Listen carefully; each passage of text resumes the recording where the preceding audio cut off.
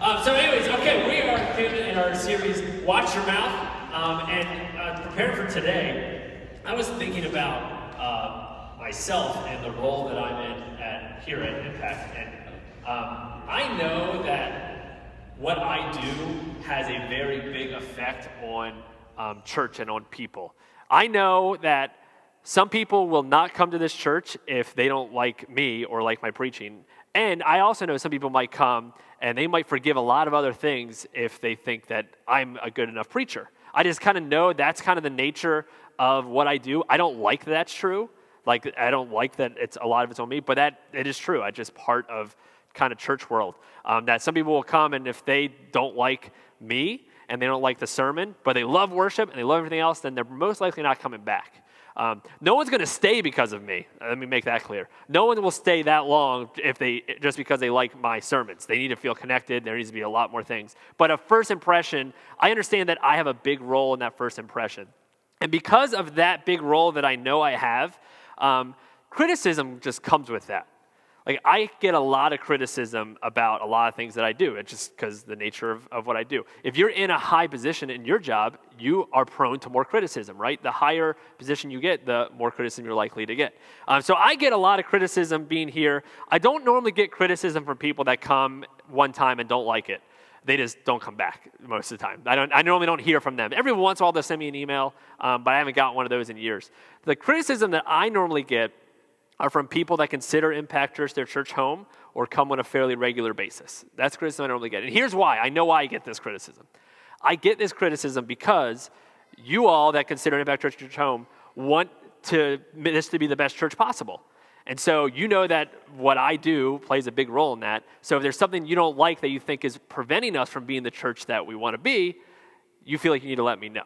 I get why that happens. That I understand it. I understand that. And here's some of the things over my pastoral career. I've been a lead pastor now since September when we launched, but I was a pastor way before this for probably over 10 years now I've been a pastor. So in my role as a pastor, here are some of the criticisms that I have received, and I'll just give you a list of some of those that I've received.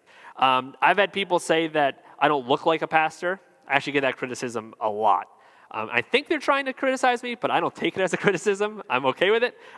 So I hear that a lot. I hear that I tell too many stories. I've heard that criticism before. I've heard that I'm not biblical enough. Someone's emailed me that. This is going to sound like I'm complimenting myself, but I'm not because they weren't trying to compliment me. I've heard that I'm too funny. Now, I know it sounds like, oh, yeah, you think too. No, they were saying, like, you literally, all you do is you're a clown up there. You're trying to do jokes the whole time. You're trying to make us laugh. I don't get any biblical. That's what they're trying to tell me. And then I've heard that I'm too harsh.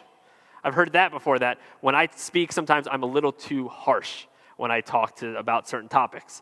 I'm a guy that can shake things off. I can shake criticism off pretty easily. I can shake things off. And you've gotten criticism in your jobs. I know you have. It's not just me. And I can normally shake things off.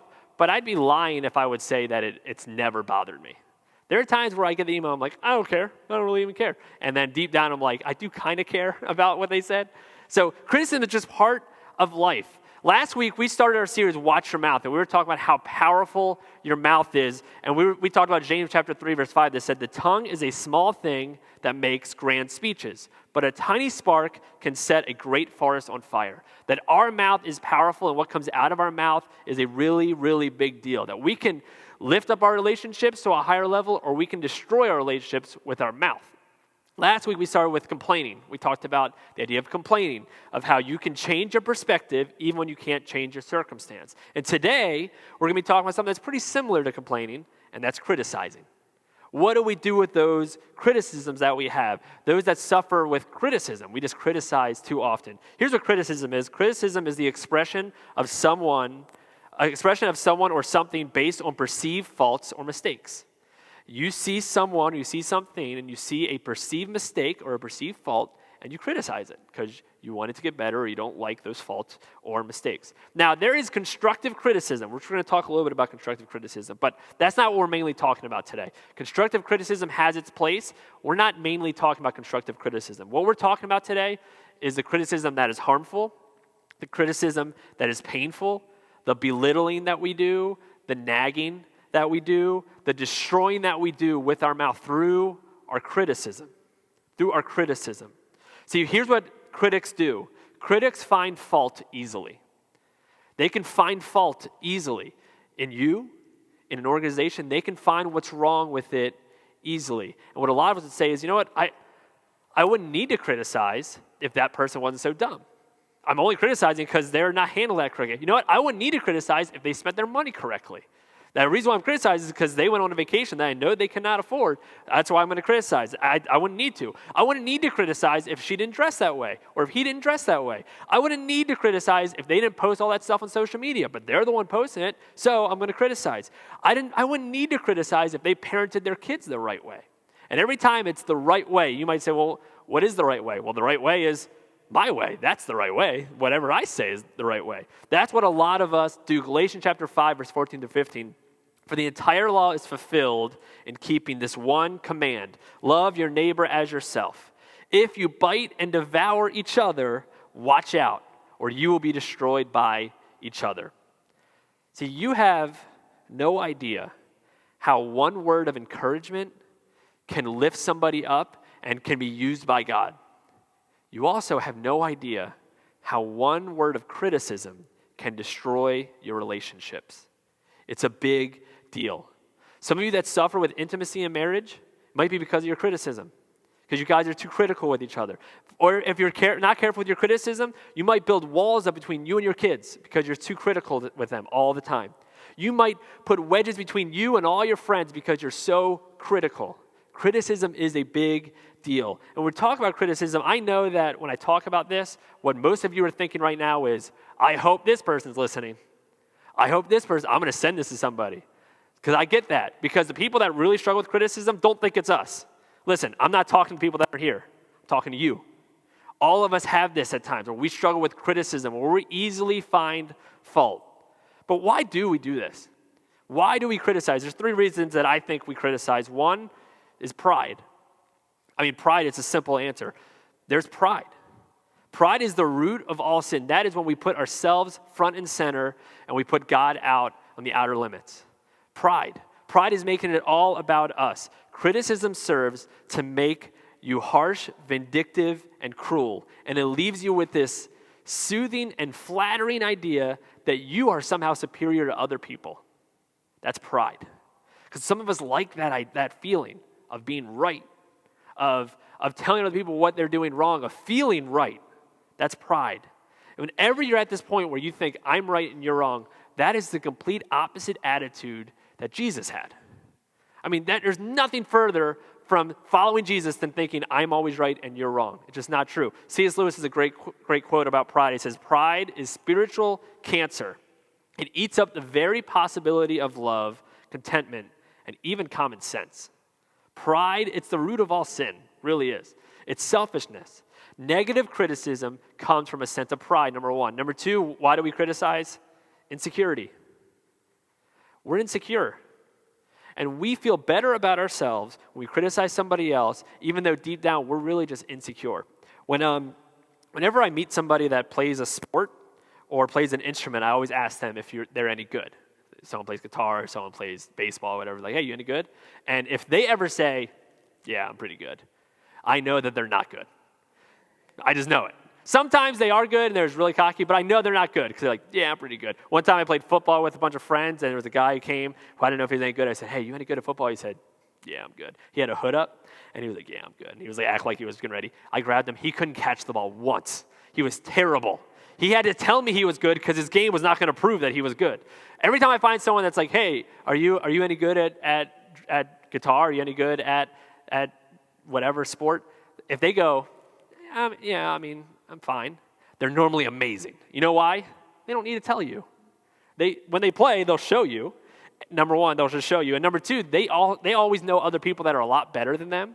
So whenever I find that people are always very like telling everyone, I'm really good at this, it's because they're insecure, because they know they're really not that good at it. And when we criticize a lot, that comes from insecurity in us. That's what it comes from. We think when we criticize that we come out and we look smarter and better than everybody else, but it's not true. You know what you look like? You look like an insecure, and you look like a just mean person. That's what criticism does. That's what it does. No one sees a critical person and goes, man, I wish I was like them. I want to be like them one day. No one's ever thought that because it comes from insecurity. And number 3, why do we criticize? It's a lack of knowledge. A lot of times we criticize because we don't know the full story, because we don't truly understand and grasp the whole thing. I was at a grocery store before I was married. I remember going to the grocery store, and I remember thinking when I would see parents with their kids that were going nuts. This is before kids. I had kids. I remember thinking, like, know why those kids are acting that way? Because the parents aren't disciplining them enough. If you set it straight, then things would, I'm telling you, that's why those kids are acting out right now. My kids will never act out like that. Then I had kids. And then I went to the grocery store once, and I remember they just constantly fought, screamed, grabbed things off the shelves, so much so that I was pushing this cart around. I kept going, guys, please. I was begging them. I'll get you anything. Please just stop. I got to the point where I was done grocery shopping almost. I had like 5 more things. I couldn't take it anymore. I got out. I grabbed the kids. I left my full cart in the aisle and went home. And I put them in their room because I needed a break, and I sat in the corner of my kitchen in a fetal position. No joke. It's like, this is terrible. Why? Back then, I thought I knew what it took. But then when I had kids, like, oh, it's not always that way. Now I understand a little more. One time I was driving with my dad. I just thought of this story. One time I was driving with my dad. I was driving my dad home from one of our Caring Outreach events. And we went to pull into their street, and there was a car kind of blocking the road, like right in the middle of the road. And we go to pull up, and my dad and I are both like, what is this car doing blocking the road? We were kind of getting mad. And he was like, slow down, roll the window down. He's going to say something to him. I was like, all right. So I slowed down, roll the window down. And right before he said something, he was like, wait, I'm going to check. Hey, are you okay, is what he said. Are you okay? She went, thank you for being so nice. My car broke down. Everyone that's driven by has yelled at me, but you were so nice. Thank you so much. She's like, okay, you need help? Okay, good. And we drove away. We're like, phew. We were all, because we didn't have enough knowledge. We lacked the knowledge. We didn't know the full story. When we don't truly understand, it's easier to criticize. We don't fully understand. The less we know, the easier it is to be critical.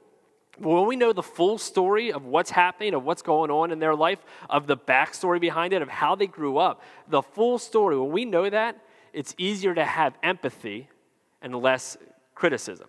It's easier to do that. See, why do we criticize? Because of pride, because of insecurity, and because of a lack of knowledge. So what should we do instead? Instead of always finding fault, what should we be doing? We should instead be revealing hope. Revealing hope is better than finding fault. Revealing hope is always better than pointing out everyone else's faults. So we're going to be looking at Matthew chapter 7. If you have your Bibles or your Bible apps, Matthew chapter 7 will be up on the screen in a minute too. In Matthew chapter 7, we see the end of the Sermon on the Mount that Jesus gave. This is the most famous sermon that Jesus ever gave. If you've never read the Sermon on the Mount, I highly recommend it. It's an amazing sermon that Jesus gave. And here in this sermon, he talks about a lot of things Jesus does. He talks about our perspective on ourselves, perspective on the world, perspective on the Word of God. He talks about that. He talks about our perspective on holiness, on religious activity. He talks about all this stuff. And everything he talks about in Matthew chapter 7 in the Sermon on the Mount, everything he talks about is in contrast to the Pharisees. It's in contrast to the Pharisees. See, the Pharisees, they were the religious elite of the time. Their job was to study and memorize Scripture.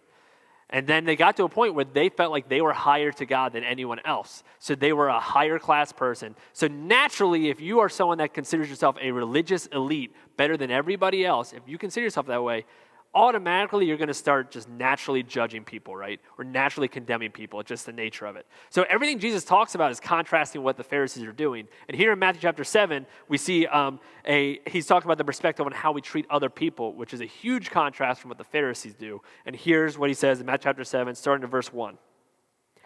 Do not judge, or you too will be judged. For in the same way you judge others, you will be judged. And with the measure you use, it will be measured to you. I mean, these couple verses are verses that if we truly grasped and understood, it would change everything. Because I don't think a lot of us actually believe that. Because if we did, we would be a little slower to judge, wouldn't we? If we knew that the way we judge, God was going to judge us, I don't know about you, but for me, I would show a lot more grace to people. Because I don't want to be judged that way. Jesus says, the way you judge other people, you will one day be judged. So be careful how you judge. Verse 3 is a great analogy here. Analogy that some of you may have heard. It says, why do you look at the speck of sawdust in your brother's eye and pay no attention to the plank in your own eye?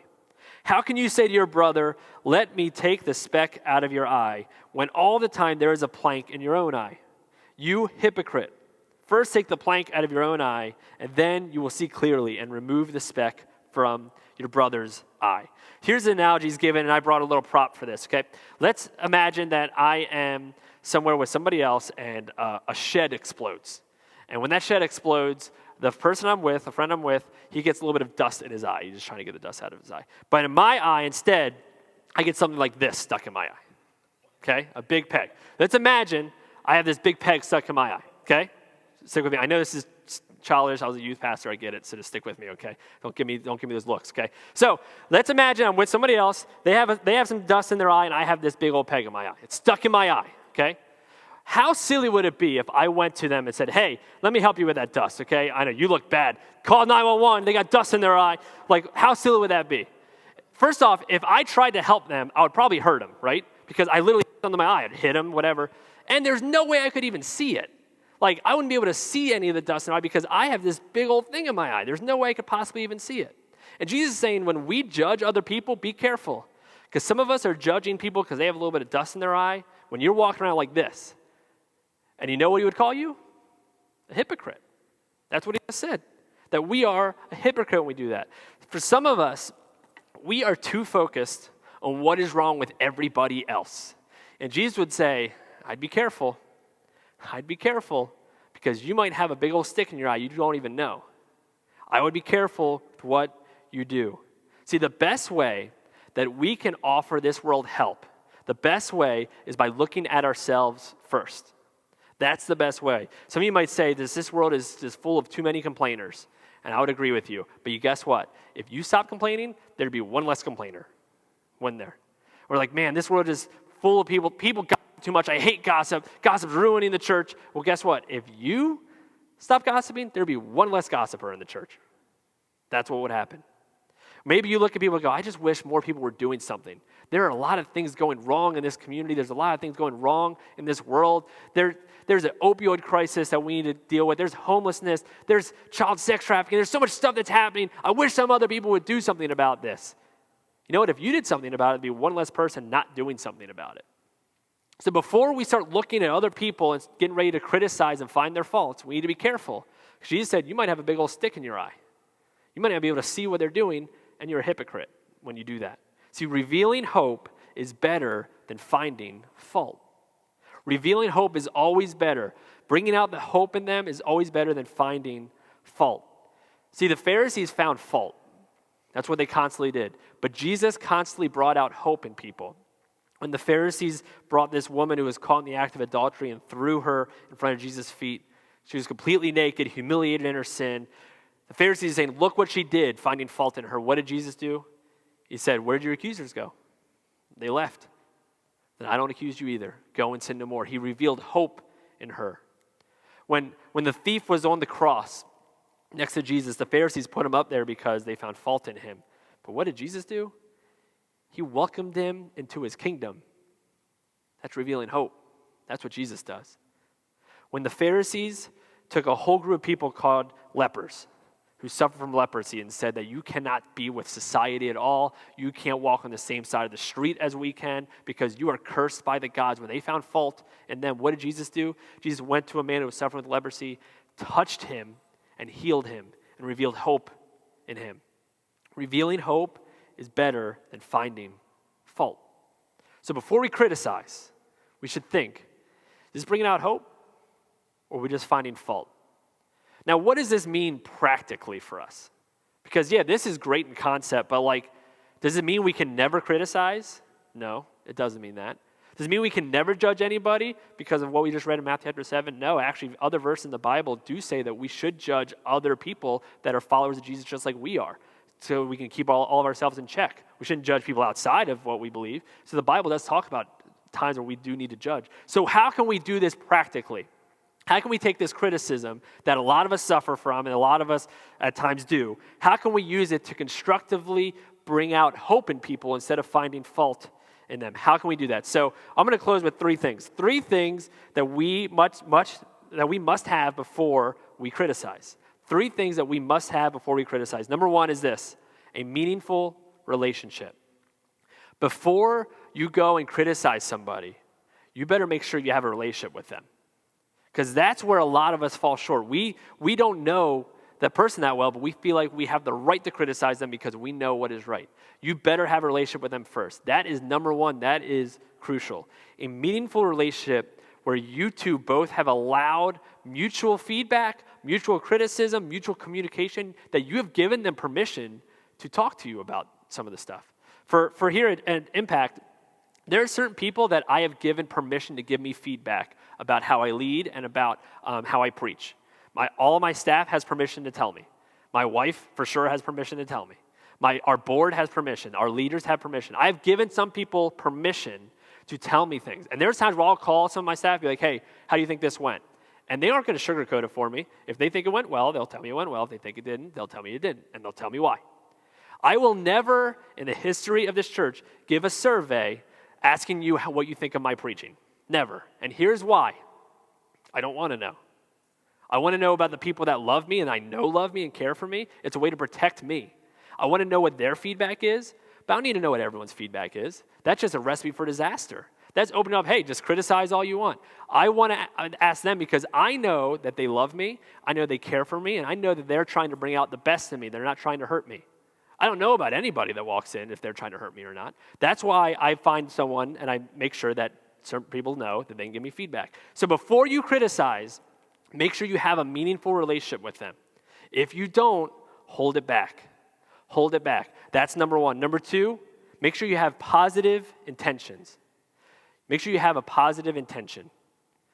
If that relationship's there and you know that you have a good relationship with them, make sure that you are criticizing for the right reasons, that you are trying to have a positive intention about it.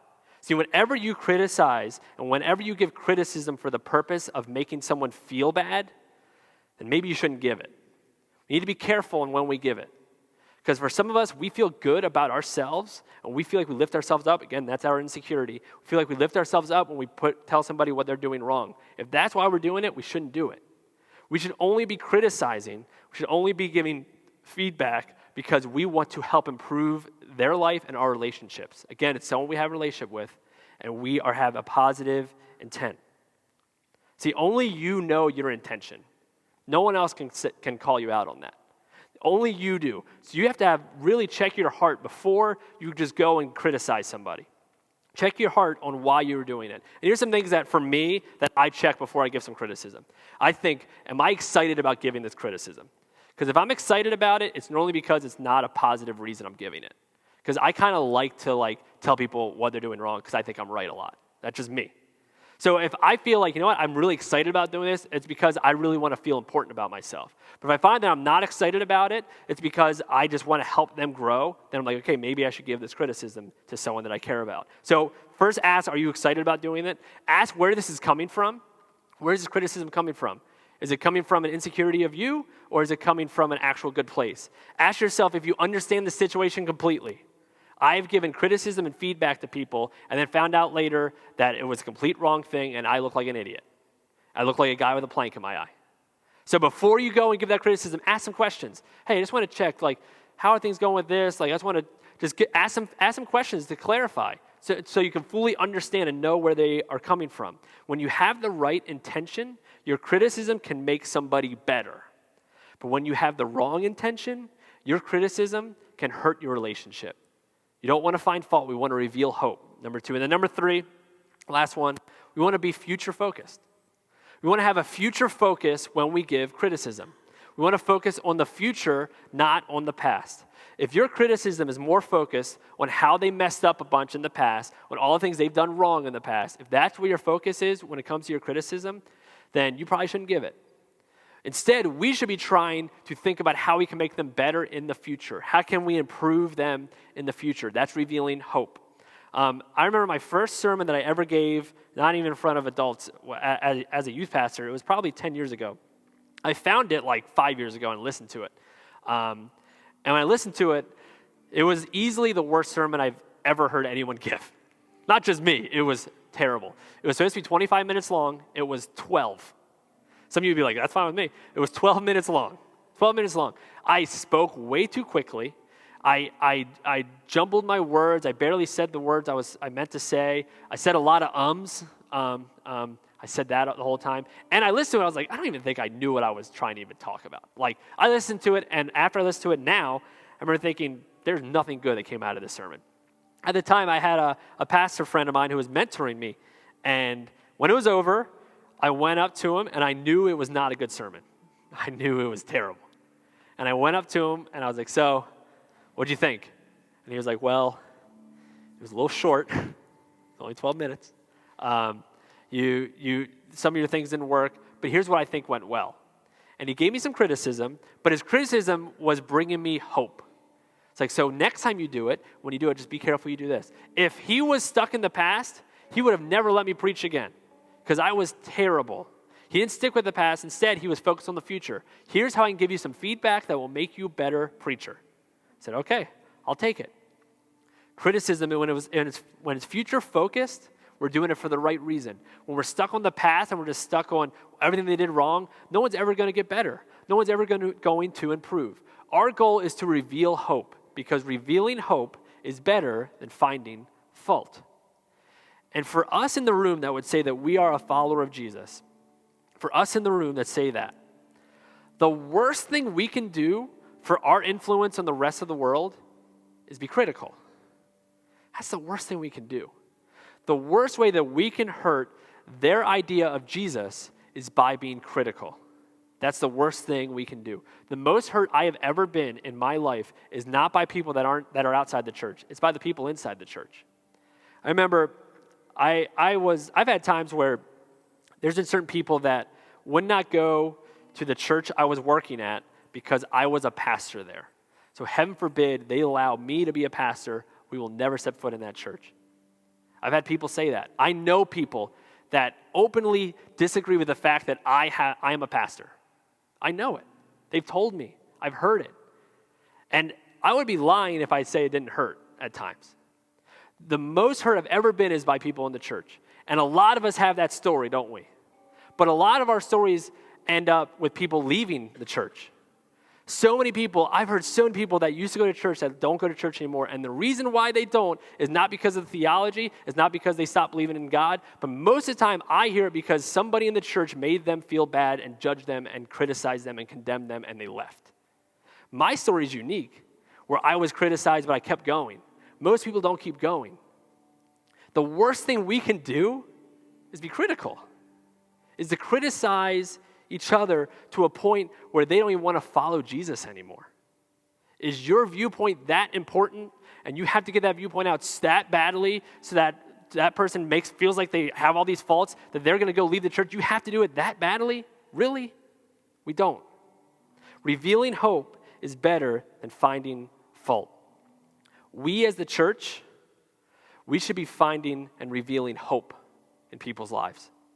Not a church making everyone feel like, you know what, you need to start doing this, you need to stop doing this, find all your faults. There's a place for that, and that's through personal relationships. But if someone comes in, they feel like, man, I just feel so judged and criticized, and we are doing something wrong. We are. We want to reveal hope in this world. We want to reveal hope here. So for you, how can we find a way to use our criticism to reveal the hope in somebody rather than just find faults? How can we do that? So throughout this week, as you think about this sermon, and again, on your impact cards on the back, there is a little exercise you can do to start to work on this. If that's you, and you're somebody that really is struggling with criticism, you have a lot of criticism for maybe the person you're married to, for your kids, for your friends.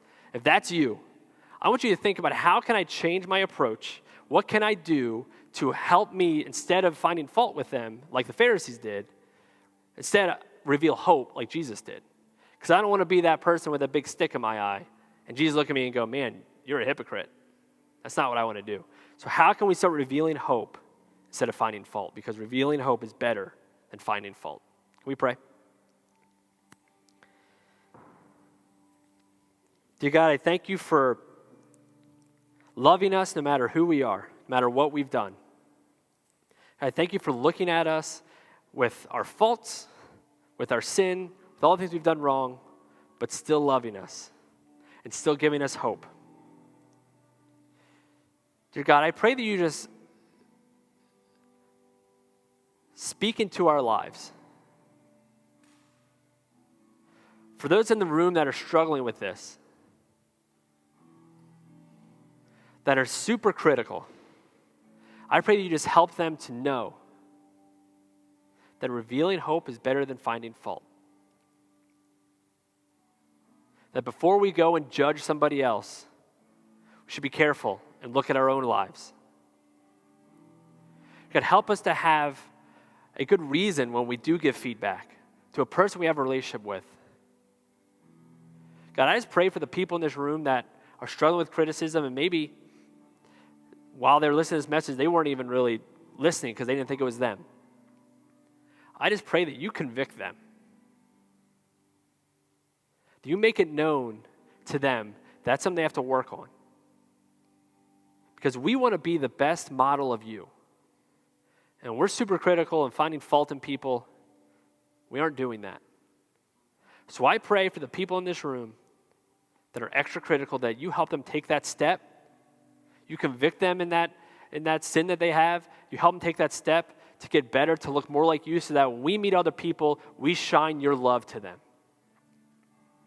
Help us to be a church that reveals hope in people, not just finds fault in people. God, thank you for loving us, for giving us hope. In your son's name, amen. Amen. As we close today, we're going to sing a closing song together, so I invite you guys to stand as we close.